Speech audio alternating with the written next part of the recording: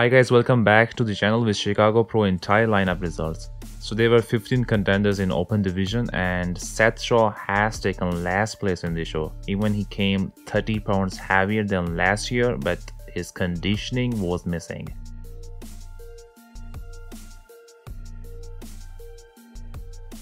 Whereas James Culbertson could only take 14th place in his second show of the year.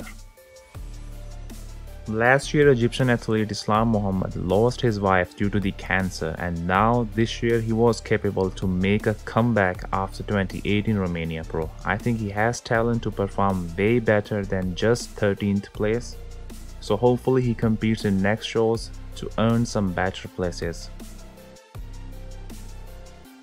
Joseph Maki brought bigger package than last year and he looked improved, especially his back, but still he could not improve his spot while he has been working with coach Chad Nichols as well as Dennis James as his trainer for this show.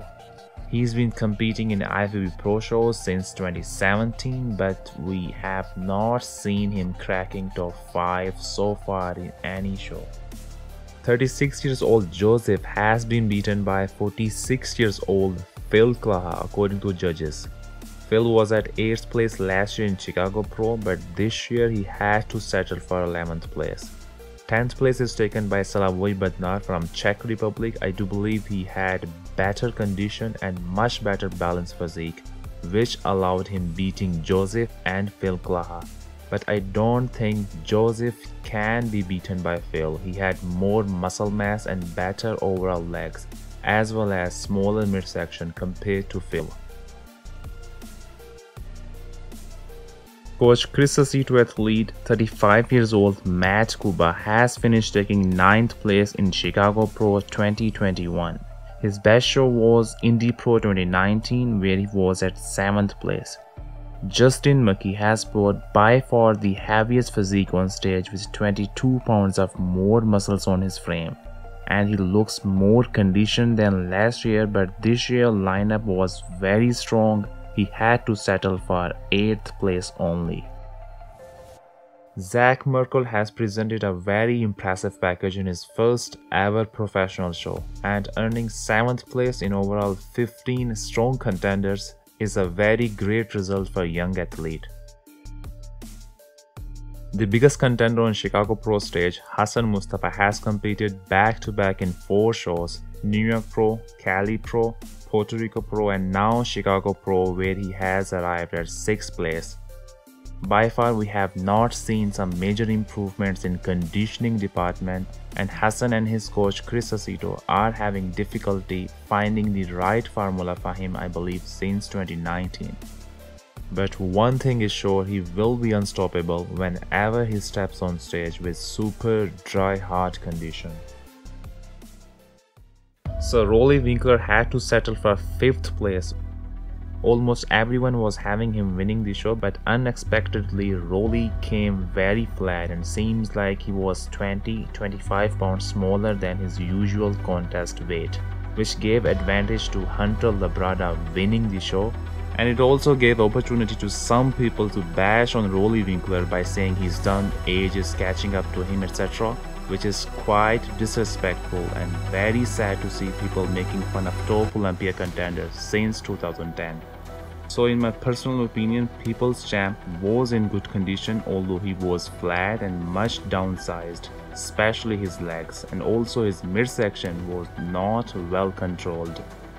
I think he just rushed into Chicago Pro show for qualifying to Olympia as soon as possible. So in April he was in home country without any kind of training for weeks, and then he had to travel to Kuwait last month in June. I'm Curacao at home. We're locked down here. Nobody can train. I don't train for 3 weeks. Really? So gyms are closed in Curacao? What? Gyms are closed. Gyms are closed, yeah. For already 3 weeks.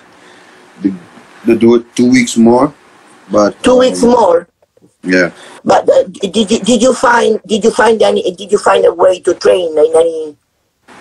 No, you didn't. No, nobody take the risk to open the gym, even not for me. because the Oh, ticket, it's really sad. It's really sad. yeah, And the you ticket. can. Are you thinking about traveling? Yeah, Going back, I going have to back leave. to Kuwait? Yeah, I had to go to Kuwait, but Kuwait either is closed. Either Oh, Kuwait is really? locked down. I don't have nothing trained, dumbbells, nothing at home. So accordingly, he just had 6 weeks to prepare himself for Chicago. Exactly, I talked with my coach and I have to qualify, and he say we can be ready after 6 weeks, and we count that, and it was Chicago Pro. On the other hand, all other contenders were focusing on this show persistently for months.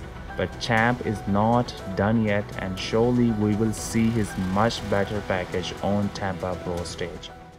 Mohamed Shaaban has got another respectful place in his third show of the year. This year he has gained 22 pounds of solid muscles. Exclusively his legs are most impressive in his physique. So now he's in top 3 in point standings for Olympia qualification, and I do not think he still needs to compete in more shows to earn extra points for Olympia qualification.